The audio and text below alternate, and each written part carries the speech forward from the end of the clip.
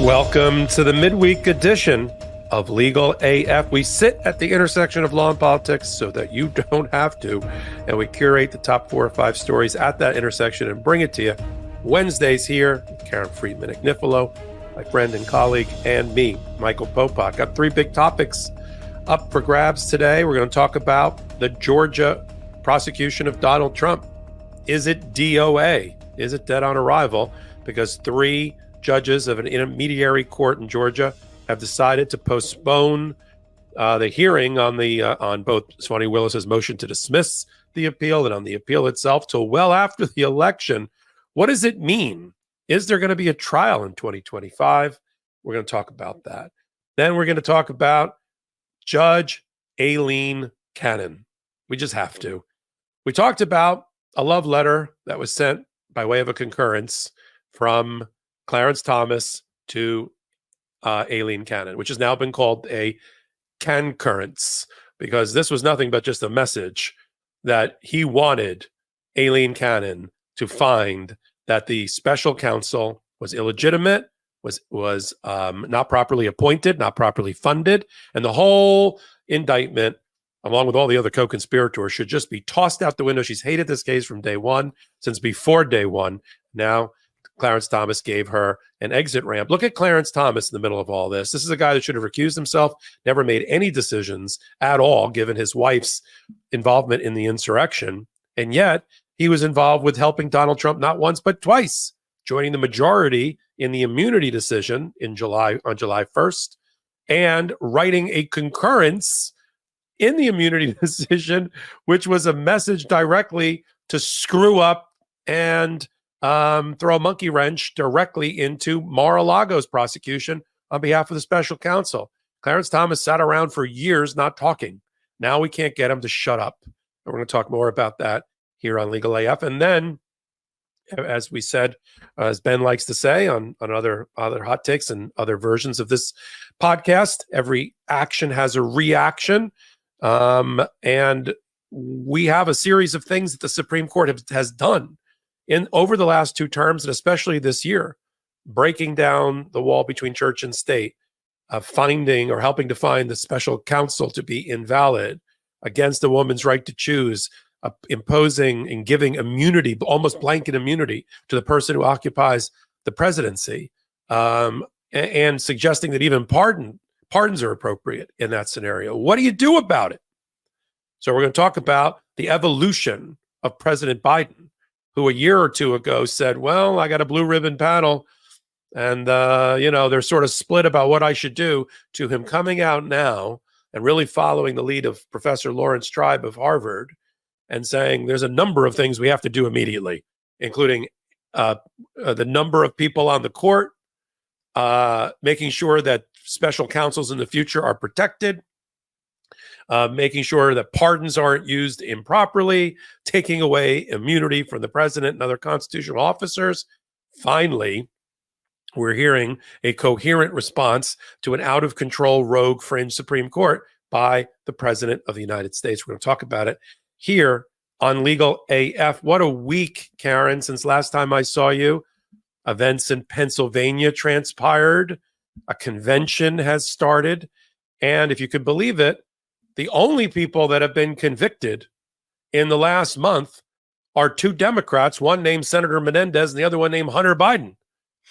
Donald Trump, I don't know how that's lawfare. The only people that seem to be getting convicted are the son of a president who's a Democrat and a senator who's a Democrat for New Jersey. Who was prosecuted by a special counsel, no less. That's right. Suddenly.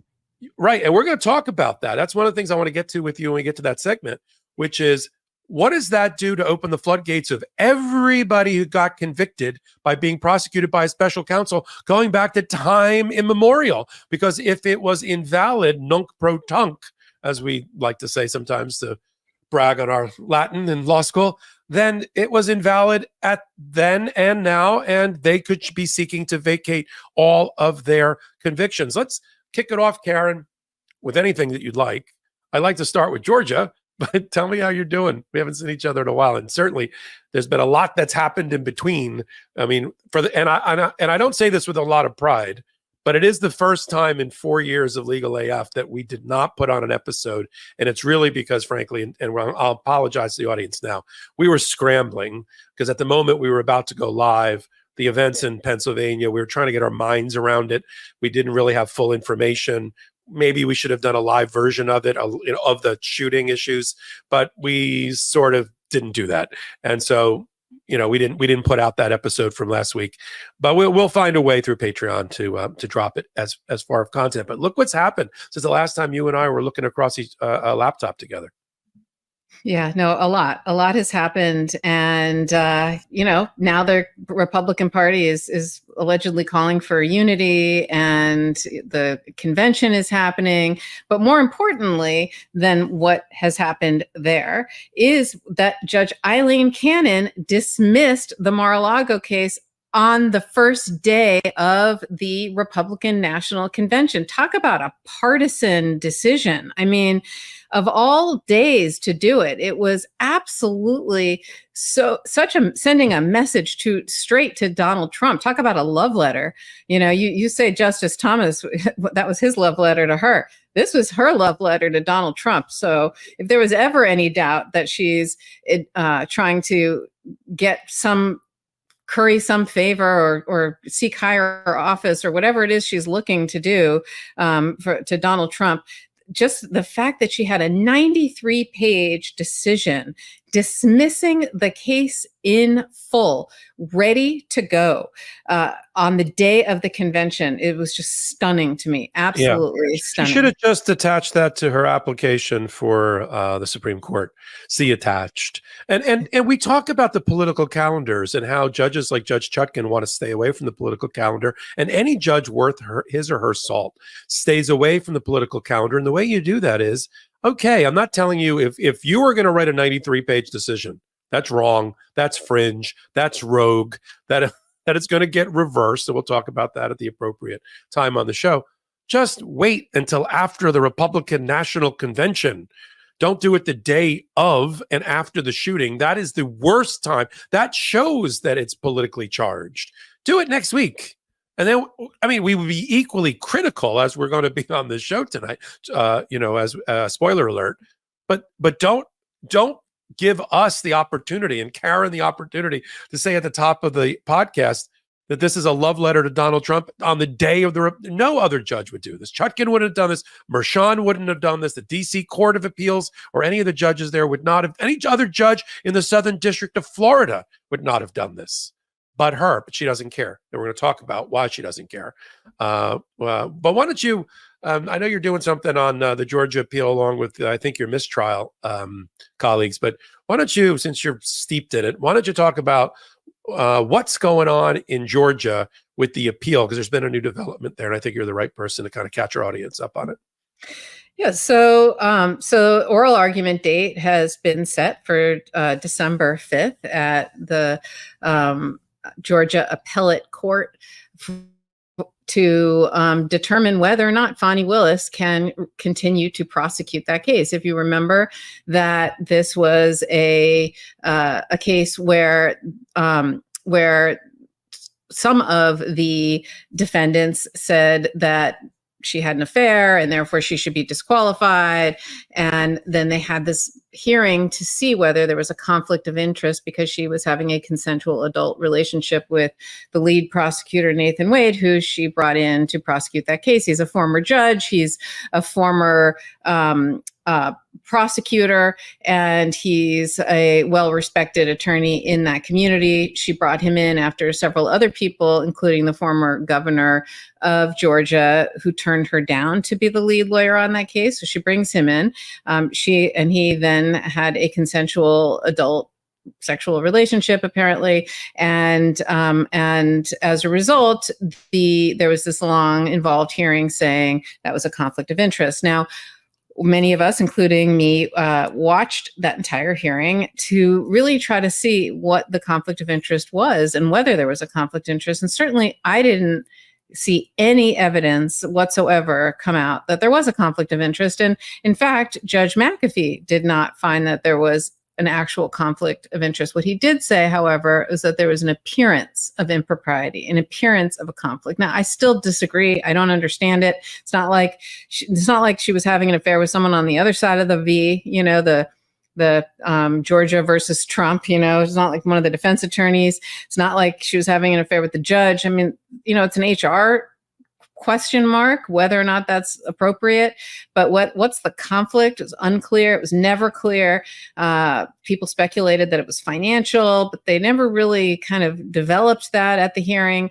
So I was surprised that he would even say there was an appearance of impropriety, or an appearance of a conflict, but he did, but he said it would be remedied if Mr. Wade were to get off the case, which he promptly did. He resigned, but Judge McAfee allowed the defense to appeal, which they did, and they briefed it, or they're briefing it now. Oral arguments is set for after the election, so at the time they'll know whether or not that he's going to be president or not.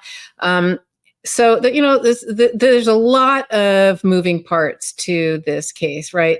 This case is very much tied to the DC case, the Tanya Chutkan case, in the sense that a lot of the evidence is the same, a lot of the charges are similar, and a lot of the conduct is similar. This continues and does a lot more on Georgia, and obviously has 17 more defendants than that case. But the reason it's significant is this July 1st presidential immunity decision.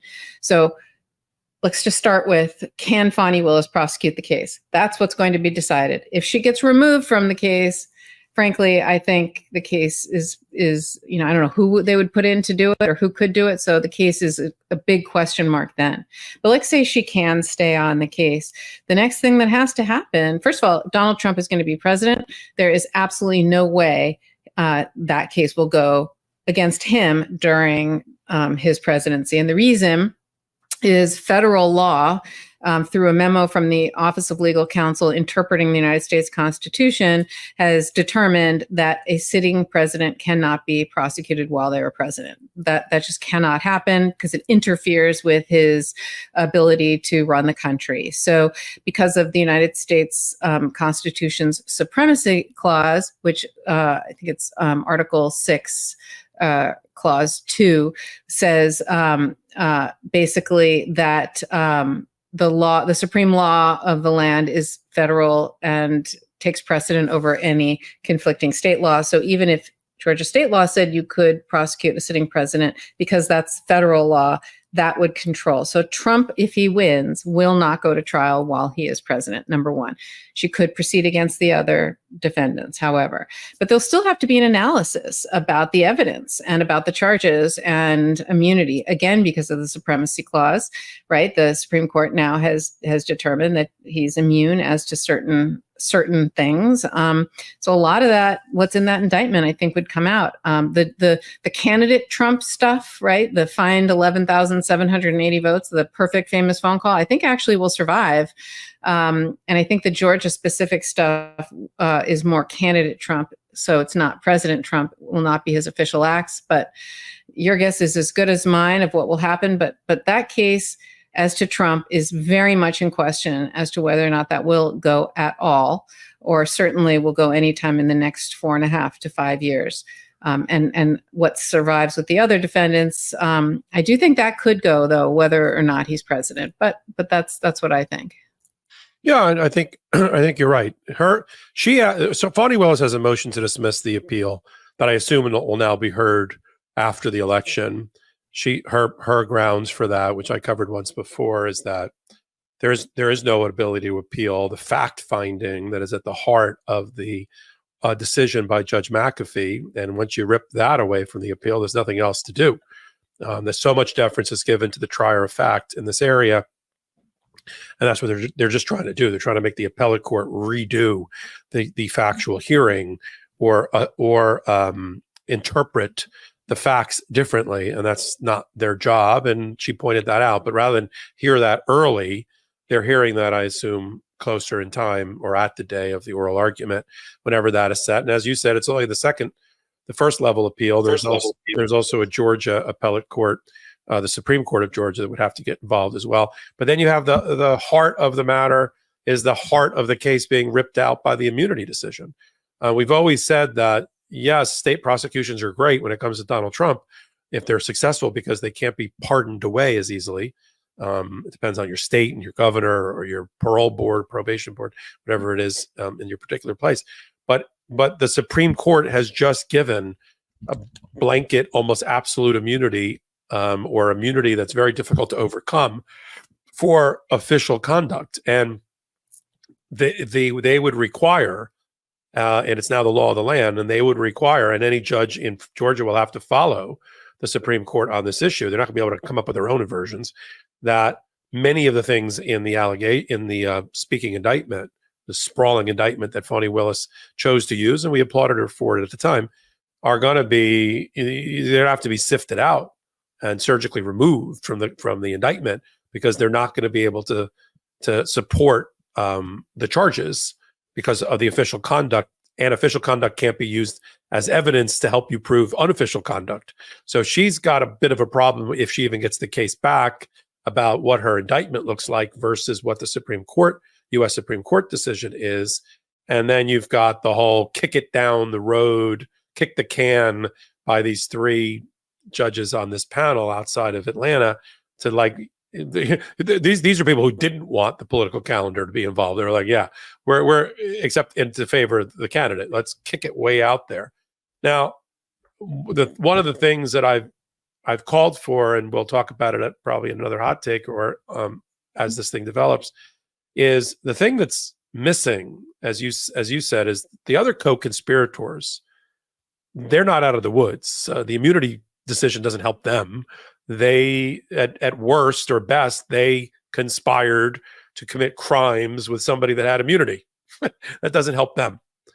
And I would assume, based on her track record and her approach, that she's going to prosecute the case against the other 14 or 15, regardless. Many of those people that are in there, think about this. If Donald Trump somehow gets restored to power, there's no other way to put this. Many of these people that have been indicted or unindicted co-conspirators, cooperators, they can all be swept back with him. People have to recognize that his coattails are loaded with felons, people in and out of prison, people who lost their law licenses or should, and co-conspirators, including ones charged around the country in the attorney general cases.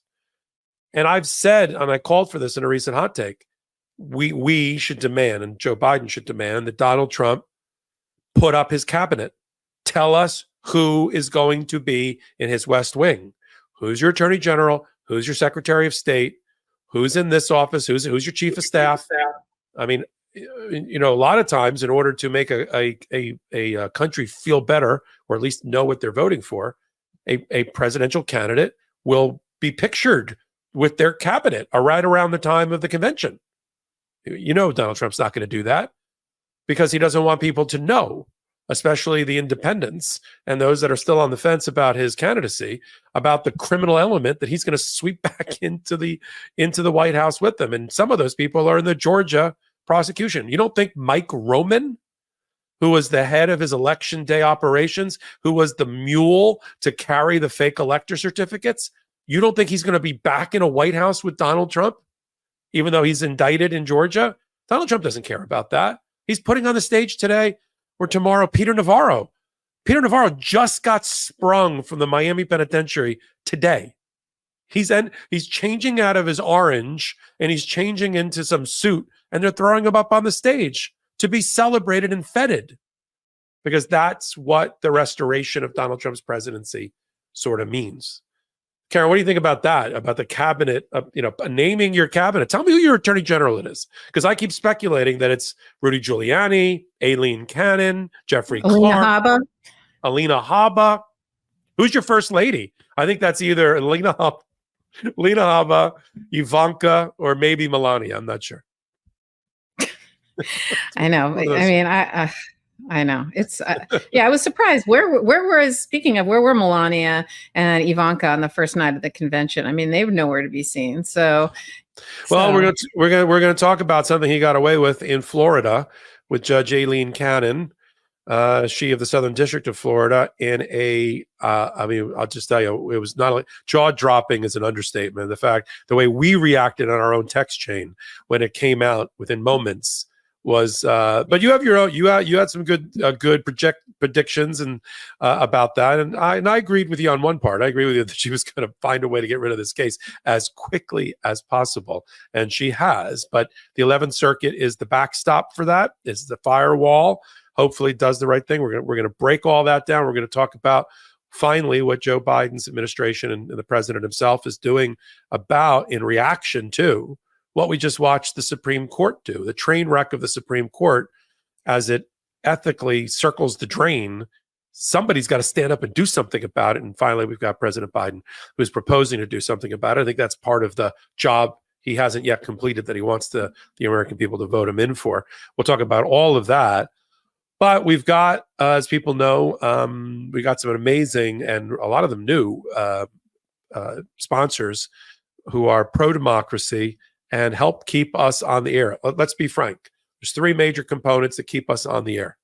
This audience, many of which watch us on YouTube or then listen to us on audio versions of the podcast, and that's all. And that's all for free. That's one big component. Our sponsors.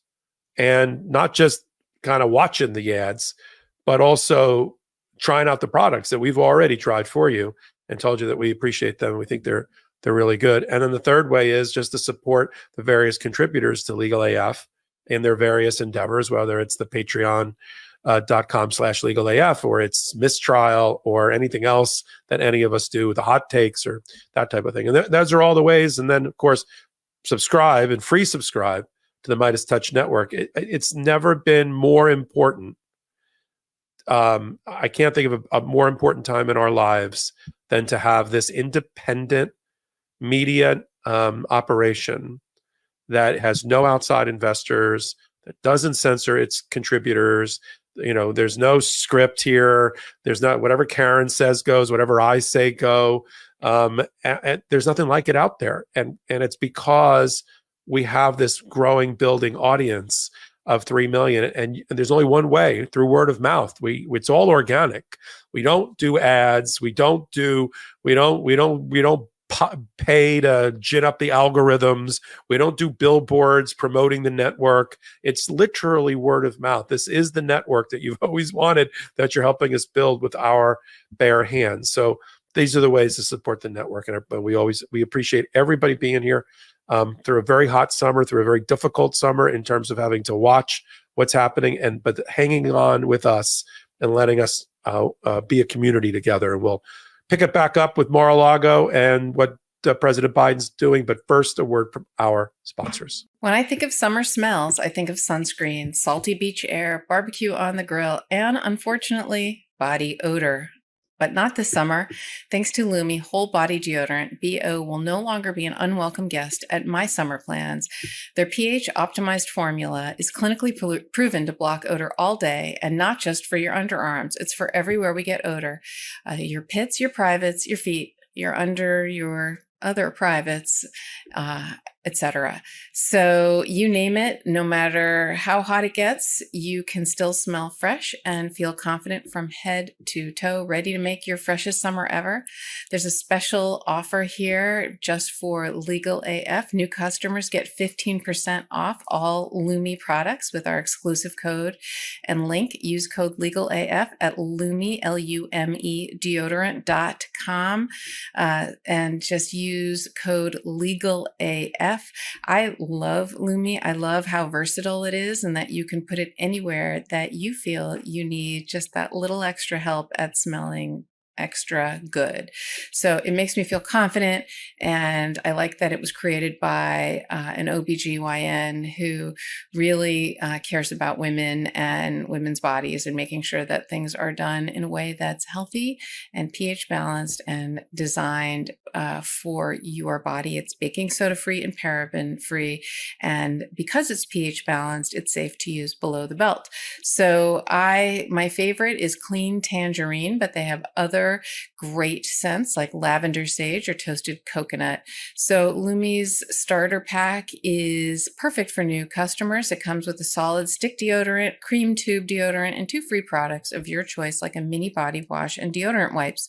So it also comes with free shipping. So as a special offer for our listeners, get 15% off all Lumi products with our exclusive code. And if you combine 15% off with the already discounted starter pack, that equals over 40% off the starter pack. So use code LEGALAF for 15% off your first purchase at lumideodorant.com. Code LEGALAF. That's LUMEDEODORANT.com. With a growing family, making sure I know everyone in my life is taken care of in case disaster strikes is more crucial than ever. I can never know life's next turn, and life insurance helps provide peace of mind. That's why I chose Policy Genius. Policy Genius is the country's leading online insurance marketplace. It makes choosing the right policy for your family easy and quick. With Policy Genius, you can find life insurance policies that start at just $292 per year for $1 million of coverage. Some options are 100% online and let you avoid unnecessary medical exams. Policy Genius helps you easily compare your options from America's top insurers in just a few clicks. Their award-winning agents can even walk you through the process step by step. Policy Genius has no incentive to recommend one insurer over another, so you can trust their guidance. Don't take my word for it, though. Policy Genius has thousands of 5-star reviews on Google and Trustpilot from customers who found the best fit for their needs. Get peace of mind by finding the right life insurance with Policy Genius. Head to policygenius.com/legalaf or click the link in the description to get your free life insurance quotes and see how much you could save. That's policygenius.com/legalaf. And we are, thank you, Salty. And we are back. Well, we've warmed up. I feel like I've cleared my throat. I'm ready. And I took 2 aspirin at one point right before we got on the show because I knew we were coming up to the Mar-a-Lago Aileen Cannon Fireball Special. Holy schmigoli. It's like, let me I'm going to turn it over to you in 30 seconds. Let me just say this. There's nobody, I'm not surprised by anything that Aileen Cannon does.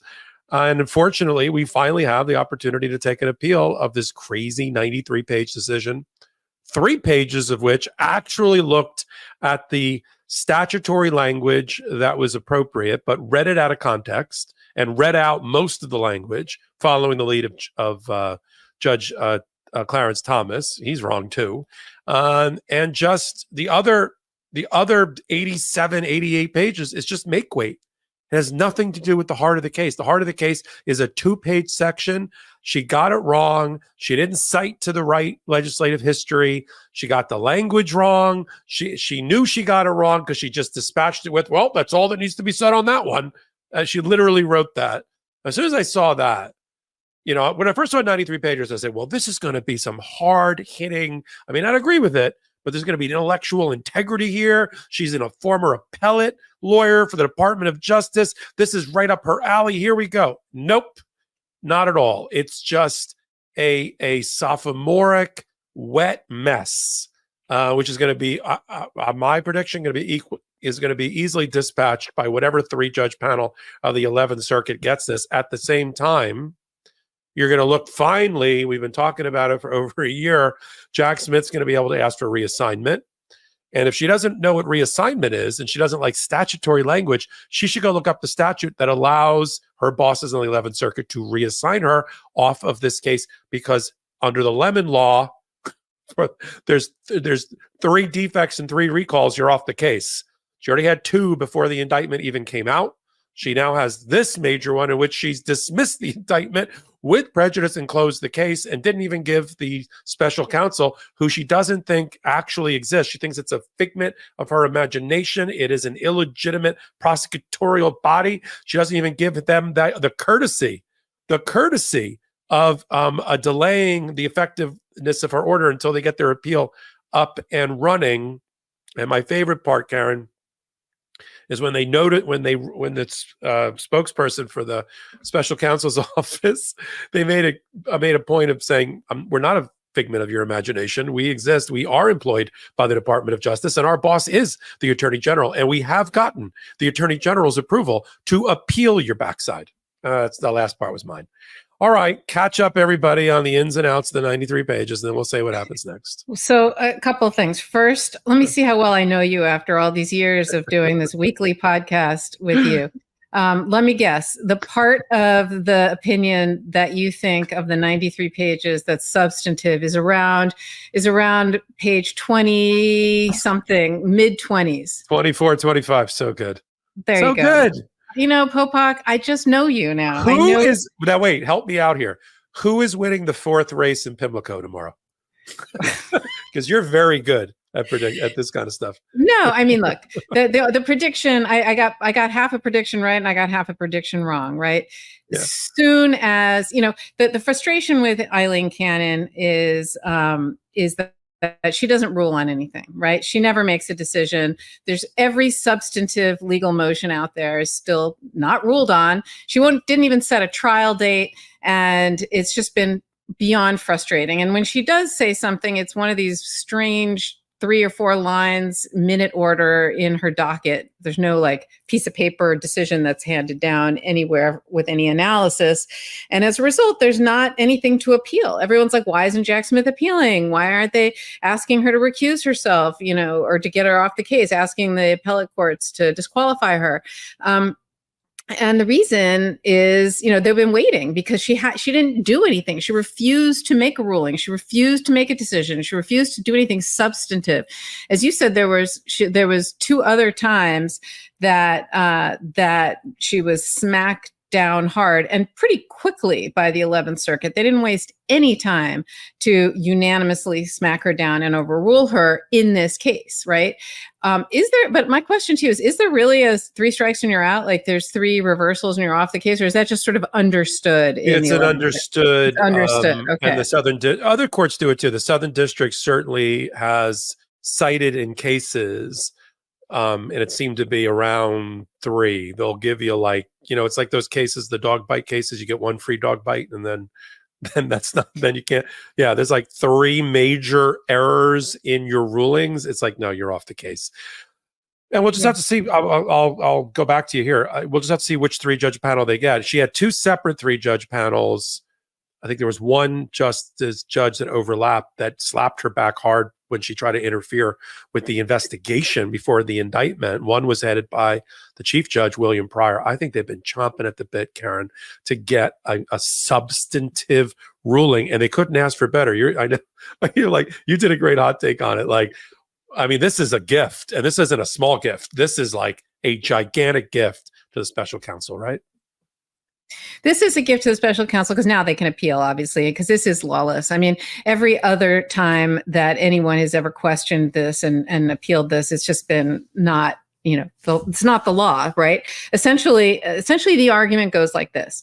The United States Constitution has something called the Appointments Clause, which essentially means that any appointment of an official with power has to be confirmed by the Senate, right? The president appoints and it's confirmed by the Senate. And so all the United States attorneys are confirmed by the Senate, the cabinet members, et cetera. Everybody's confirmed by the Senate. And what they're saying is this violates the Appointments Clause. And they would be right, except there are several statutes that actually authorize the appointment of a special counsel. 2 of them, and those are the ones that I think where she did some legal analysis, or tried to, even though it was just perplexing, because when you read the 2 statutes, they clearly say this is okay, but they're in 28 United States Code, section 510 and 515, and basically, Section 510 says the Attorney General may from time to time make such provision as he considers appropriate, authorizing the performance by any officer, employee, or agency of the Department of Justice, any function of the Attorney General. There's no doubt that this is a function, investigation and prosecution is a function of the Attorney General. And so it clearly says they can essentially designate someone else and appoint them to do it. But she barely even addresses it in her opinion. All she basically says is, "Oh, but he's not an employee of the Department of Justice or of the government. He's from the outside, so it doesn't count." And you scratch your head and you say, that makes no sense. And then there's 28 United States Code 515B or 515B that basically says each attorney specially retained shall be commissioned as a special AG or special attorney and take the oath by law. So, I don't get, she says this refers to the U.S. attorneys, but that's not what it says. Right. It's special, right? That's exactly what it says. So I didn't quite understand her argument, right? I just didn't get it. And then of course, where's the and Karen, not to interrupt, but where's the citation to anything other than Aileen Cannon on her statutory interpretation? Where's the legislative history? Huh? She cited to Thomas's concurrence. Of course, and Thomas leads back to Landmark Foundation, legal foundation, which is a MAGA right wing that indirectly is involved with his wife. I mean, this is corruption writ large and baked into a 93-page opinion, and that's why we're calling it out. Yeah, no, it's atrocious what happened there. There's the fact that issue wasn't even before the Supreme Court. Nobody briefed it, and even more importantly, that not a single other justice of the Supreme Court joined Thomas's concurrence on that leads me to believe that there's hope that if she gets reversed and it gets to the Supreme Court, that maybe it's not a given that this is going to be completely dead in the water. That being said, timing wise, if he's elected president, he will tell his Department of Justice to dismiss the case, and he'll pardon himself. So the argument is very similar. The reason I think if it ever got back to the Supreme Court is because even though it's always been argued by MAGA, another fringe theory is the Jan 6 committee was invalid because it wasn't appointed properly. There weren't enough Republicans on it. It didn't follow the requirements, and the whole thing should be ignored. No federal judge and the Supreme Court has implicitly endorsed the Jan 6 committee's authority and legitimacy in its other rulings against Donald Trump. Just as Judge Carter did in ordering that the Jan 6 committee subpoenas be enforced against John Eastman and ultimately against Donald Trump. I think that'll end up there, but you're so right on timing. I mean, that's why it was only a gallows humor joke that I said at the top of the podcast, which is lawfare. What's the lawfare? Everybody that's been convicted in the last month are Democrats. That's the lawfare. I mean, if lawfare was really a thing, Menendez would have walked. By the way, Menendez was prosecuted by Senator Menendez from New Jersey was prosecuted by Donald Trump's Department of Justice in 2017 and walked out the wood front door because that jury got hung and on another bribery scheme and another corruption scheme, and he skated by. But that was Trump's prosecution. The one that nailed Menendez is Breon Pierce in Brooklyn, under Biden and Department of Justice led by Merrick Garland. That's how that went down. And Hunter Biden, special counsel, right. Let's talk about the special counsel for a minute. Assuming you and I are in agreement, I'm sure we are, that the 11th Circuit is going to reverse her. I don't know which panel of the judges are going to do it. And they'll do it, I think, relatively soon. They briefed the issues related to the investigation very, very quickly, not like the D.C. Court of Appeals. I think we'll get a ruling this summer, then an appeal, and the Supreme Court's not doing anything until they get back from summer vacation in October. I mean, they can make emergency rulings in the meantime. But the 11th Circuit, I think, and I'll double check this at a break, I think Clarence Thomas sits over the 11th Circuit, if I'm not wrong. I'm going to double check that as the judge responsible for the circuit. I'm going to double check that. If I'm wrong, I'll come back and tell you. If I'm right, I'll tell you that too. But the thing I want to talk about after our next break, Karen, is what happens with all the other defendants who were convicted by some special counsel, including a guy named Hunter Biden. What happens to them? I mean, we know Trump's going to file this same motion and put it squarely in front of Judge Chutkan. I'm surprised he hadn't done it yet. And she's going to have to then make the decision up to the DC Court of Appeals, and we will have a competing appellate courts there. But there's hundreds of people or dozens at least that have been prosecuted by special counsels, not just this one. What happens to them? Do they say, hey, it's an invalid prosecution because the guy that was on the other side of me wasn't real? He was illegitimate. He was rogue. We'll talk about all that, and we'll talk about what Joe Biden's going to do about the United States Supreme Court as part of his new agenda moving forward, both a constitutional amendment that he's seeking, more seats, do something about the immunity, do something about this decision about special prosecutors and special counsel. We'll cover it all, but first, another word from our sponsors. Proper sleep can increase focus, boost energy, and improve your mood. Introducing Beam's Dream Powder, a science-backed healthy hot cocoa for sleep. If you know me, you know that Dream has been a game changer for my sleep, and boy, do I need sleep these days. I drink Beam's Dream Powder each night in order to get my optimal sleep. And I gotta say, I wouldn't be recommending this if it didn't actually help me. And today, my listeners get a special discount on Beam's Dream Powder. Their science-backed healthy hot cocoa for sleep with no added sugar. Better sleep has never tasted better. Now available in delicious flavors like chocolate peanut butter, cinnamon cocoa, and sea salt caramel, with only 15 calories and 0 grams of sugar. Other sleep aids can cause next-day grogginess, but Dream contains a powerful all-natural blend of reishi, magnesium, L-theanine, melatonin, and nano CBD to help you fall asleep, stay asleep, and wake up refreshed. The numbers don't lie. In a clinical study, 93% of participants reported Dream helped them get better sleep. Beam Dream is easy to add to your nighttime routine. Just mix Dream into hot water or milk, froth, and enjoy before bed. Find out why Forbes and the New York Times are all talking about Beam and why it's trusted by the world's top athletes and business professionals. If you want to try Beam's best-selling Dream Powder, get up to 40% off for a limited time when you go to shopbeam.com/legalaf and use code legalaf at checkout. That's shopbeam.com/legalaf and use code legalaf for up to 40% off. Have you heard that the flavored air category is quickly becoming the leading alternative to vaping and smoking? It's a whole new movement towards better habits, led by the sponsor of today's video, Fume. Fume is an award-winning flavored air device, and flavored air isn't like vaping. If vapor was compared to sticky soda, Fume cores are closer to herbal teas. Fume has lots of delicious flavors to choose from, like crisp mint and orange vanilla.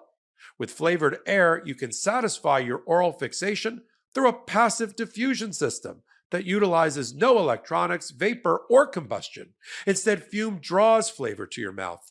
Fume fills the void ditching a bad habit can leave. There's no vapor, and you can use it anywhere. There's no nicotine, and it's not addictive. The non-toxic flavors are a guilt-free alternative. Fume doesn't use any batteries, so you'll never need to charge it. The design is super sleek, it looks awesome, and you can truly feel the weighted, high-quality design. I mean, one of the fun things about Fume is that it's made to fidget with and calms anxiety with magnets, snaps, and clicks. Fume continuously invests in third-party studies to ensure the safety of their products. My favorite Fume flavor is the orange vanilla. It's just as delicious as it sounds. And look, if you're trying to kick your bad habit, I couldn't recommend Fume enough. Fume has served over 300,000 customers, and you can be the next success story. For a limited time, use my code LEGALAF to get a free gift with your Journey Pack. Head to tryfume.com. That's TRYFUM.com and use code LEGALAF or scan the QR code on the screen to get a free gift with your order today.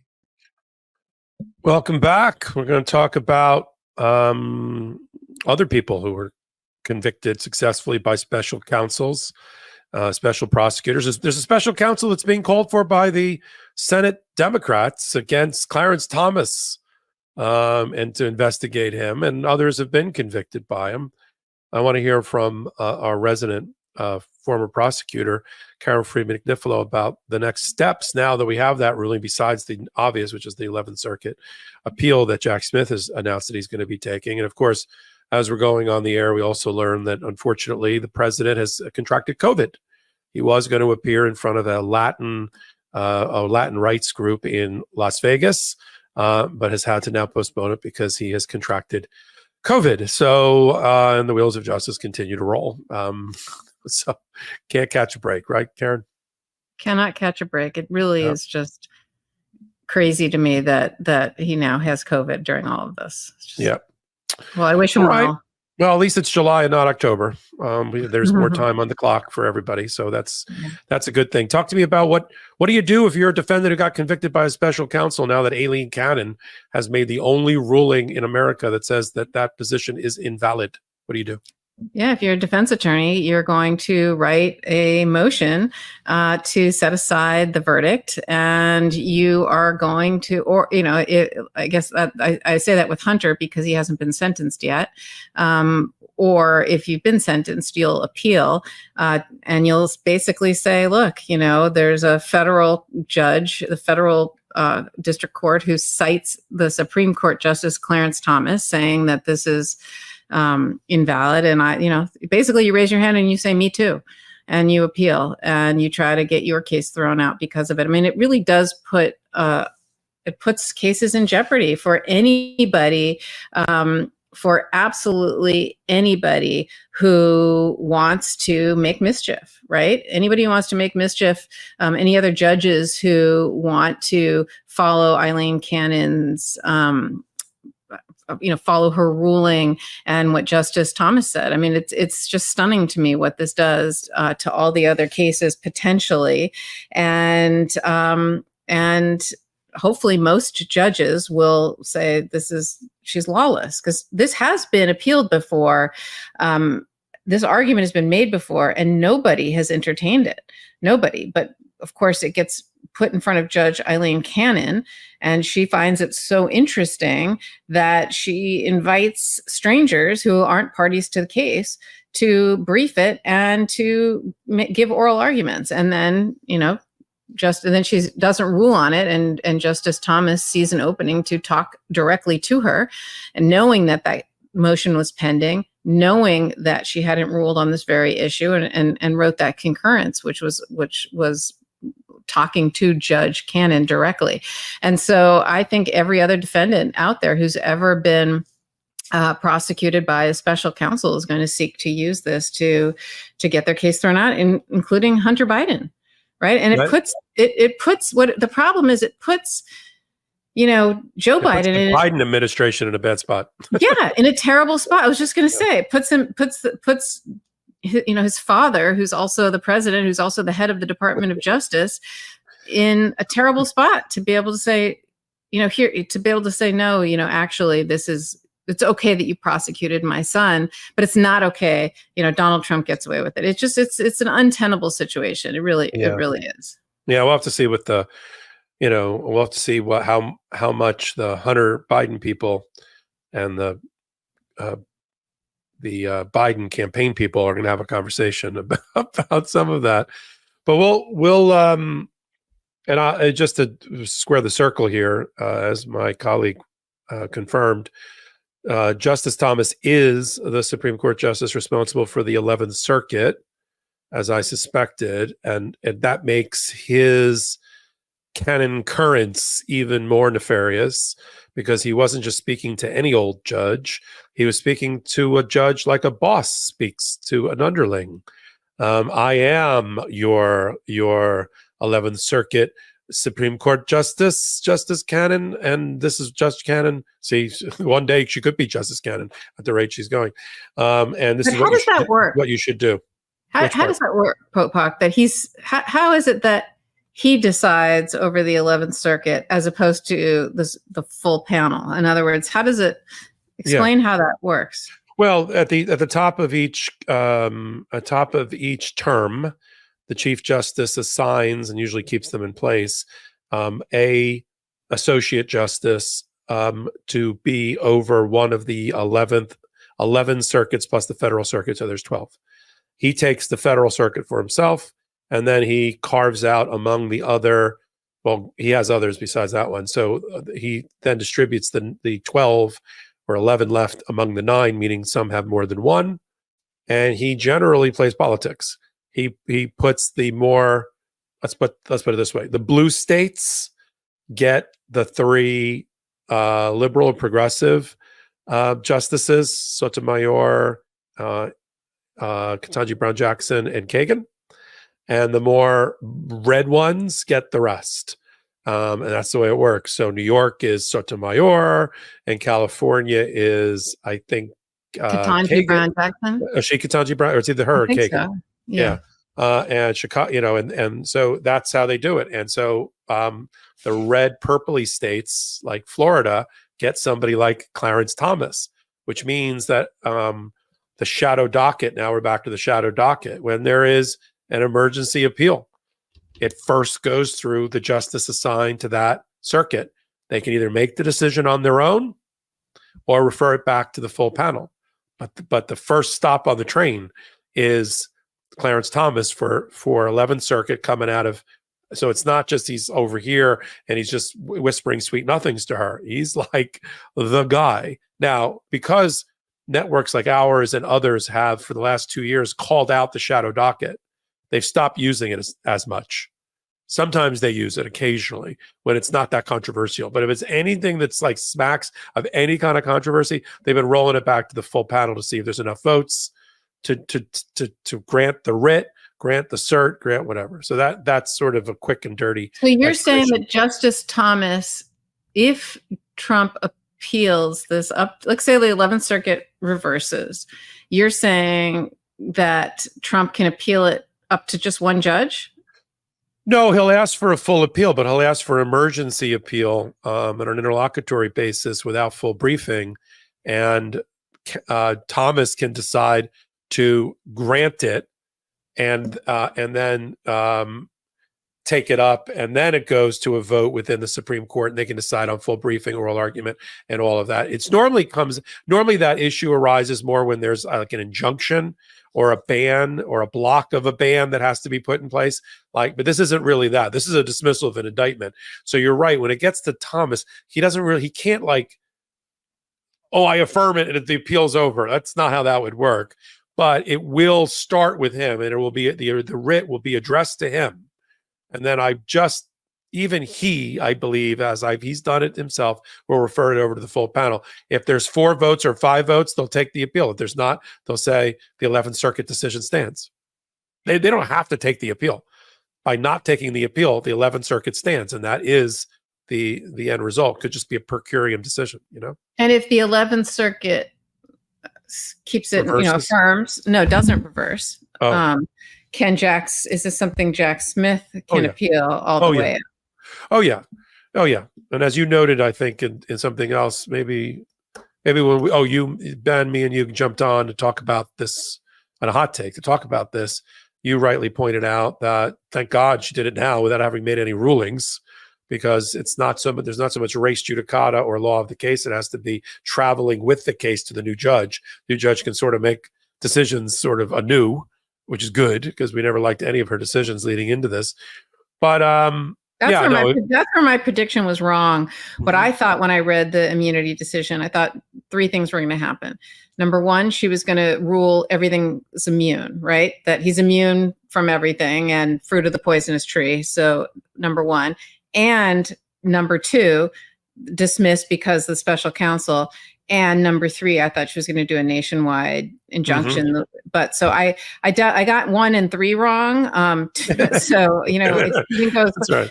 So she didn't make as much mischief as she could have. I mean, she really would have tried. She could have done that. And by not making that substantive ruling, hopefully she gets kicked off the case. All these bad rulings aren't stuck with the case, and the new judge can kind of reset and try this case. Of course, that I liked your 2. I went with 2 with you because I thought that is a way to get rid of the entire case, including against Walt Nauta and Carlos de Oliveira, whatever his name is, the other co-conspirator. And that's ended up what she spent her entirety of her 93 pages of make weight. That's exactly. Lightweight make weight is a bad combination, but hopefully the 11th Circuit, which I have a lot of confidence in, will do the right thing and get this case back on track. But again, this is going to think about the timing. This is July. Even if they hold oral argument and issue a ruling in August, then there's an attempted appeal that gets sat around for a while. Now it's November. And then what? Mar-a-Lago never, as we said, it was DOA when that ruling came out, one way or another, at least until after. And if people were looking for yet another reason to vote against Donald Trump, it would be that he's going to, as you said, he's going to kill all of these federal cases on his first moment in office with a stroke of a pen. Yeah. And with his attorney general, whoever fill in the blank that's going to be. Let's talk about things we can do and what the president can do to address an out of control, rogue Supreme Court that has so changed and made imbalanced the three co-equal branches of government. It's now, if you had one of these like charts where the circles represent the power, it would be Congress in a small circle, the Supreme Court. So the Congress would be like a plum, Supreme Court would be like a grapefruit, and the presidency would be like a watermelon. And that's what that was supposed to be, three co-equal branches of government with checks and balances. Forget it. Once you give absolute immunity, or basically its equivalent to the presidency, then that's out and completely, because you've just, and you say, and there was even suggestion during oral argument that pardons were okay and self-pardons were okay. You heard Gorsuch. And now we know why, because he's now completely over in the right-wing camp with Thomas and Sam Alito. And so there's things that you can do in response. One of them is, AOC proposing articles of impeachment. They don't go anywhere unless the Democrats get the House again. But that's out there, and it's the right thing to do. But then you have the proposal, which had, to be fair, had been rejected by Biden once before with a blue ribbon panel, but now he sees that he's got to start putting on brass knuckles here and get that Supreme Court under control.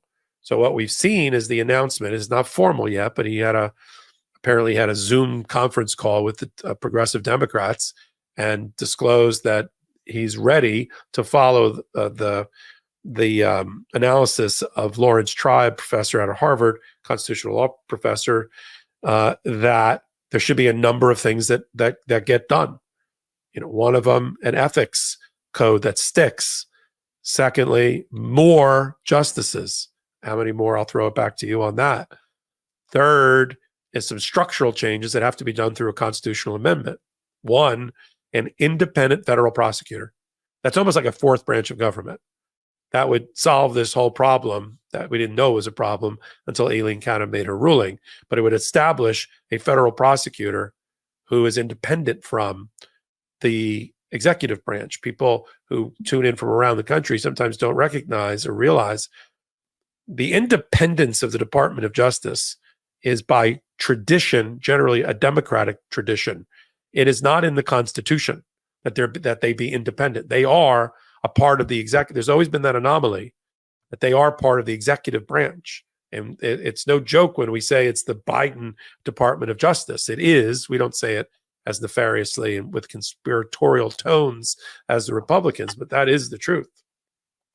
And if you want to resolve that, and you get a special prosecutor out here who's kind of codified, but you have to do that by constitutional amendment. And then what are the proposals, Karen? I'll give you the rest on immunity and pardons. Yeah, look, I mean, there's lots of other proposals in there. Term limits for Supreme Court justices, which I love. I don't know why they get a lifetime appointment, and at the same time are essentially all powerful and don't have to abide by any code of ethics. And so those are the two ones that really interested me the most was an actual code of ethics that they have to abide by, and term limits. Those are the two things that I thought are really important. And, look, the timing of this is, I 100% agree with you that sometimes you got to do this to be on the right side of history, even though it's not going to go anywhere. But the timing of this is just less than ideal, because it's coming now when, unfortunately, his political opponent's case was dismissed, and now he's calling for it. I mean, he should have called for this a long time ago.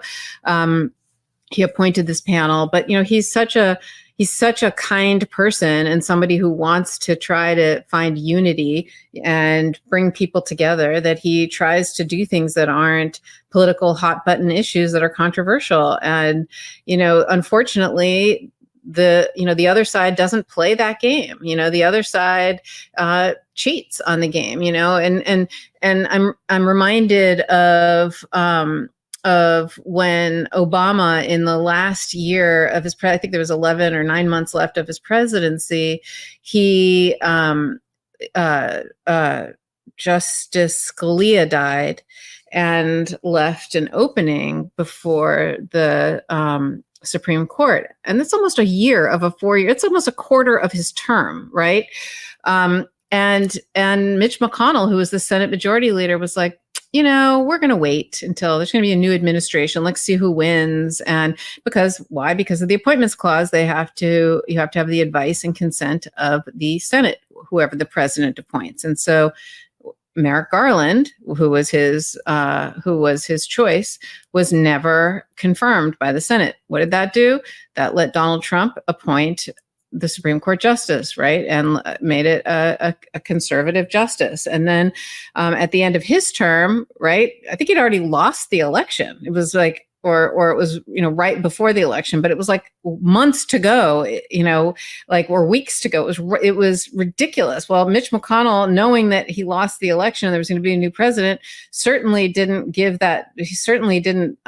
stick with his same statement, and he rushed through Amy Coney Barrett. Now, thankfully, she's turning out to be not as bad as the others and has a mind of her own, and even in certain things doesn't let them go as far as they want, which is a good thing. She's still extremely right-wing, but she's not as bad as the others, in my opinion. But there's just, it's like we play by different rules, and I say this over and over and over again. It would be one thing if we had an actual disagreement on facts, right? And it's like, well, I believe in fracking. I don't believe in fracking, and I think it hurts the environment.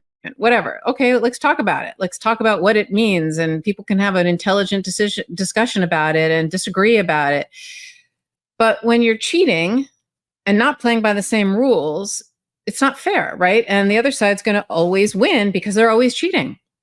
They're always doing things the way they want to do things, and the rules apply to them differently. And that is, to me, what is so frustrating about the Supreme Court and everything that is going on here. And that is what's so frustrating, that they constantly are getting away with. And so, Joe Biden, I say this in the context of Joe Biden, is because he's such a decent, law-abiding, kind person who believes in decency and believes in trying to bring people together and trying to really do things the right way, keeps getting outplayed by these people. And the Supreme Court is just making it easier and easier for that to happen. It's literally stacking the deck.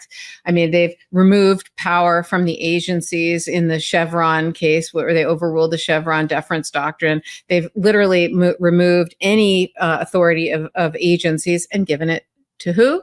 The courts.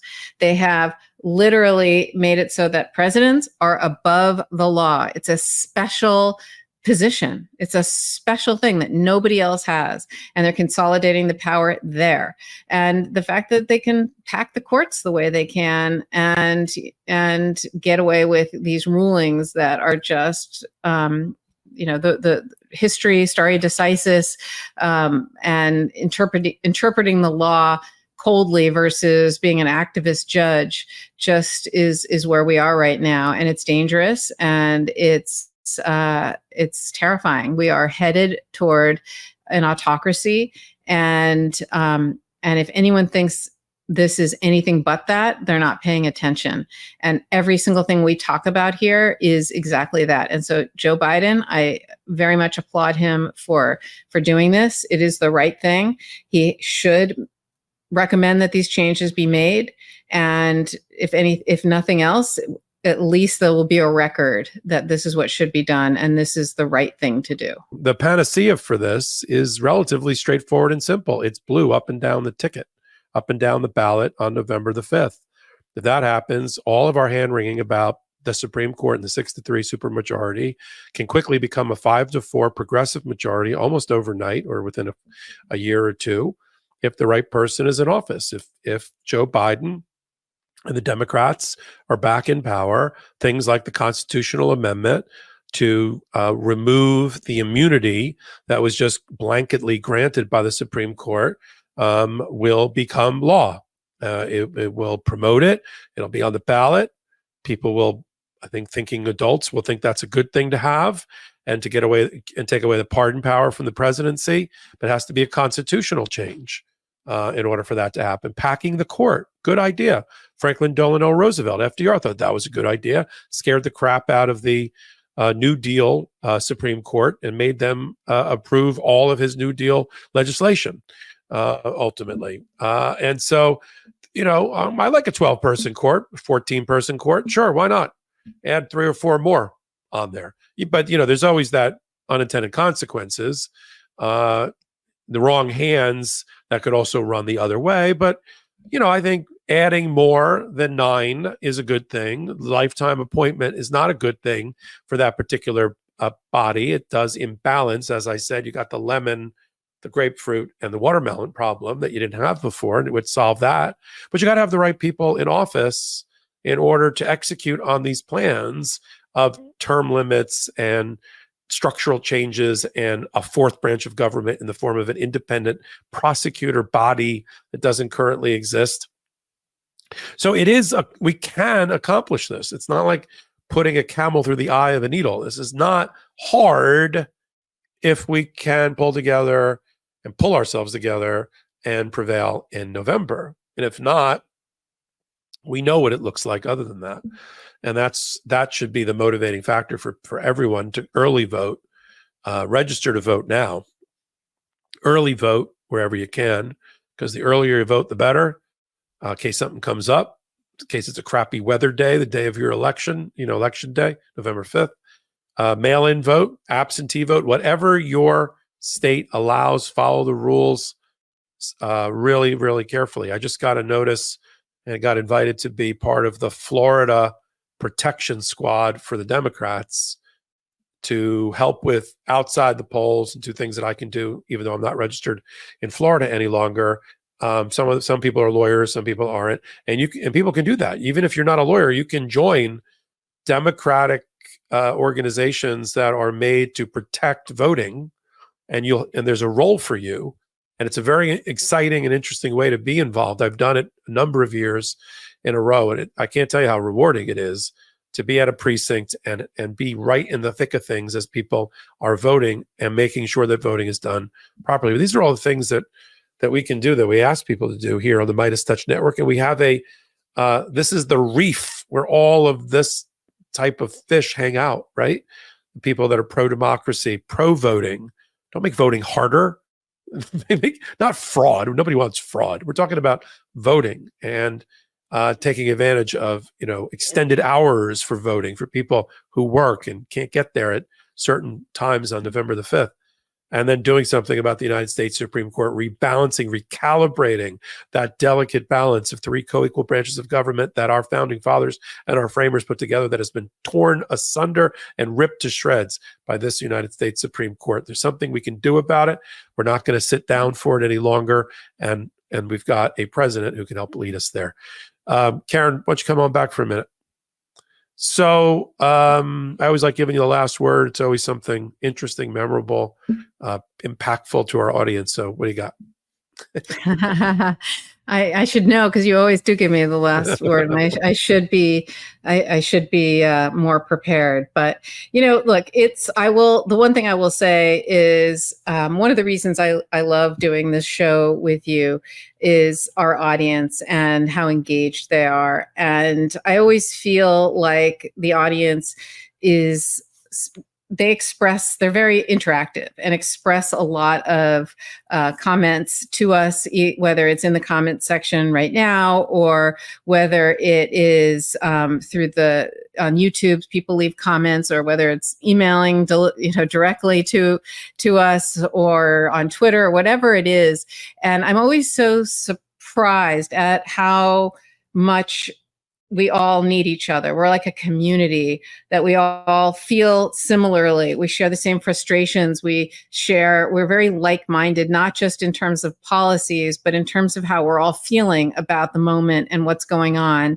And so if that is the way people are, if how we feel is how other people are feeling, I just want to say how much I appreciate that I'm part of a community, because this could feel very isolating where we are right now, feeling like it's why is it that the other side keeps winning, frankly, and keeps catching all these breaks, and having the Mar-a-Lago case just get dismissed.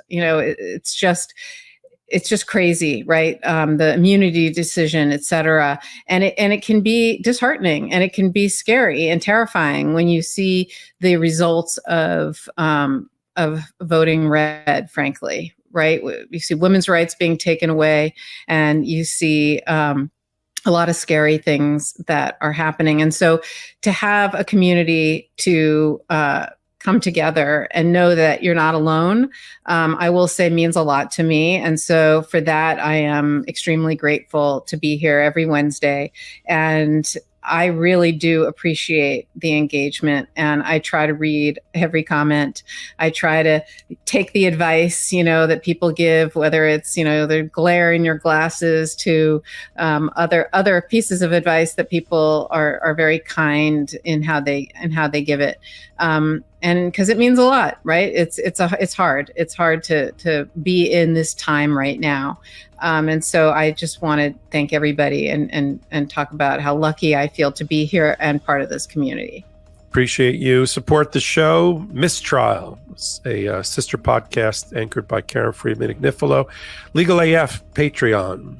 Patreon.com/legalaf for some exclusive videos, and then supporting whatever we do, wherever we do it here on the Midas Touch Network. So we've reached the end. There we go. There's Patreon.